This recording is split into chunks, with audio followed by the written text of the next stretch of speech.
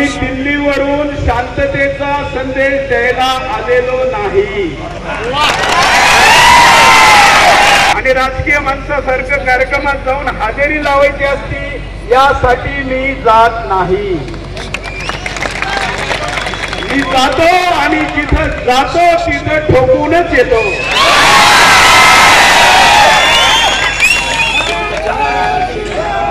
आणि पुण्याला घाबरायचं नाही। FIR झालेलं माझ्यावर 1828 FIR आहे।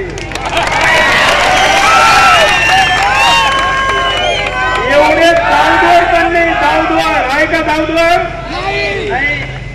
आणि एकाही FIR मध्ये मला पोलीस स्टेशन किंवा कोर्टापर्यंत जाण्याची वेळ आली नाही। हिम्मत आहे तर बोलून दाखवा।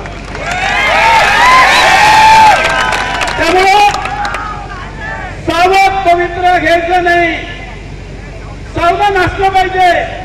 परंतु या सगळ्यांना आपण सावध आहे, सज्जन आहे याच्यावर जास्त भरोसा असल्यामुळे त्यांची वळवळ जास्त होती हे लक्षात घ्या। त्यांना ज्यावेळी अरे बसून घे, सगळ्यांना माहिती यांना माहिती आहे अहो हे संतांचे भक्त आहे, वारकरी आहे, काय करणार आहे? अरे वारकरी म्हणजे फक्त पंढरपूरला पायी पायी जातो म्हणून त्याला वारकरी म्हणत नाही। आमच्या आई बहिणी आणि गाईला हात लावणाऱ्याचे हवेत हात उडवण्याचा वार करणारा वारकरी असतो। एक टाळ आहे ना महाराज, किती किलोचा असतो? दोन्ही मिळून 1 किलो तर राहतच असत। एक टाळ कितीतरी टाळके फोडू शकतो। तुम्ही वारकऱ्याला सामान्य समजू नका आणि रामगिरी महाराजांना कोणालाही कुठल्या संताला सामान्य समजायची गरज नाही। संतांनी असं म्हणणं की आपण सगळ्यांचं भलं पाहिजे हा त्यांचा स्वभाव आहे, पण ते संत आहे। तुम्ही आम्ही सैनिक झालं पाहिजे।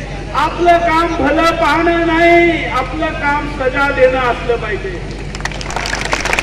हिंदू समाज ज्या दिवशी असं वागायला लागेल त्या दिवशी आपल्या संतांकडे पाहण्याची, डोळा वाकडा करून पाहण्याची हिंमत कोणाची होणार नाही।